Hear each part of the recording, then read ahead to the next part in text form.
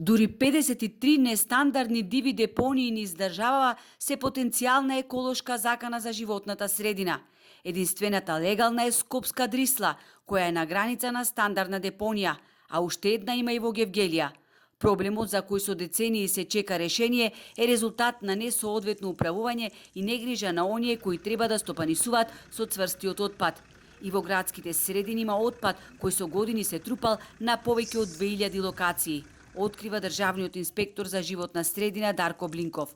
И неопасниот отпад, ако не се менаџира регуларно согласно закон, станува во еден момент опасен, а поготово отпад што имаме десетици години и повеќе, значи на разни локации во Охридскиот регион, вистина се тие како опасен отпад и меѓутоа тука е проблемот со немањето се уште овие регионални центри за одржлив отпад, тоа нема да бидат депони и треба континуирано, значи транспарентно да се известува за тоа како ќе работат тие за да едноставно се врати до вербата кај граѓаните во институциите на системот и на централно и на локално ниво.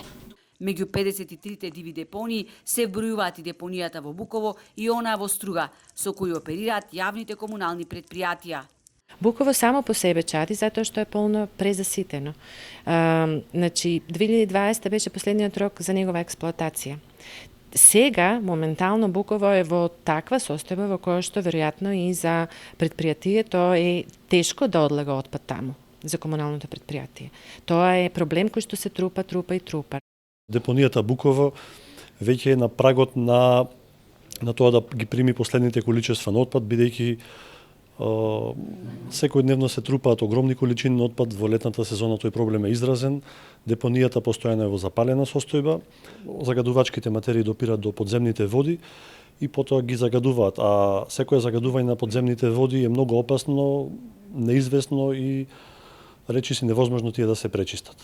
За општините од југозападниот и Пелагонискиот регион предвидено е да се гради регионална депонија во Новаци, за која се очекува набргу да биде распишан тендер.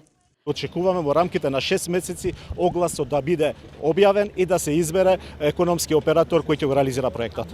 Планирана е изградба на 5 современи регионални депонии, а до тогаш јавните комунални претпријатија ќе добијат камиони за примарна селекција на отпад.